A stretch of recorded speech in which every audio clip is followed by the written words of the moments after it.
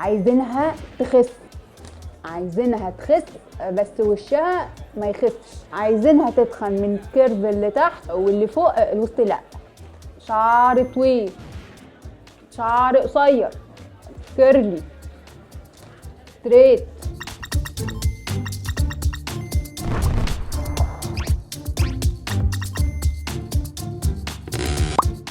يخرب بيت المرأة، يخرب بيت المرأة، عايزين ايه يا جماعة من المرأة؟ واثبتوا على كلمة لو سمحتوا، جسم الستات اترهل على مر العصور وحياة ربنا، روح للإغريق تلاقيهم راسمين تماثيل بفخاد علشان هو ده الجمال. الستات تتخن يعني؟ لا استنوا، العصر الفيكتوري ليه رأي تاني. ايه كمية الدهون دي؟ لبسوهم مشدات من عظم الحوت. ايه عظمتك؟ هو في حاجه معينه الداخل قافش ليه؟ انا ممكن اشفط بطني عادي، مش مهم يعني خلاص الستات تخس. لا استنوا، هي عجبت كل الناس بس الجمهوريه الصينيه مش عاجبها، وهم بيتفحصوا ويتمحصوا جسم الست لقوا ان قدم رجليها ضخم. حضرتك ما هو طبيعي علشان نمشي اصغر من كده هننط زي الكانجرو.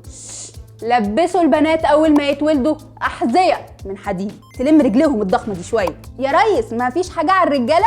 لا في، مش هيتجوزوا الستات اللي قدم رجليها كبير، يعني رفيعه ورجل صغيره. حاجه تانية يا جماعه، ما تكبرش. يخرب بيت المرأة، يخرب بيت المرأة، يعني عايزين تكبروا كل حاجه فيها بس هي بقى شخصيا ما تكبرش. طب دي سنه الحياه، هنعملها ازاي؟ بوتوكس، فيلر، كولاجين، حقن دهون، اتصرفوا. 3 بيستفيدوا من كل اللي بيحصل ده: الصحه، التجميل، والازياء، وبيستخدموا الاعلانات والاعلام علشان يروجوا لمنتجاتهم فيكسبوا اكتر. في التسعينات مثلا كان في ظاهره هيروين شيك، جسم رفيع قوي، عظم الوش باين، تحت العين خطوط سوداء، مش نقص فيتامينات، كاريزمة كيت موس.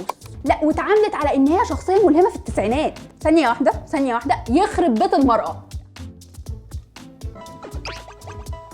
لو اتولدتي في بيت سوي وام مشجعه هتقدري تواجهي الحملات الدعائيه اللي بتحصل على السوشيال ميديا من الانفلونسرز، اللي بالمناسبه واحده منهم قالت: بفلوس جوزي بشتري برامج تطلعني جميله، اعملي زيي بدل ما تحقدي عليا. هل تعلموا ان المراه المفضله عند معظم الرجاله هي المراه المتواطئه؟ بمعنى اللي هتتريق على سواقه الستات، اللي هتتريق على جسم البنات المليان وهتمصمص شفايفها على الرفيع.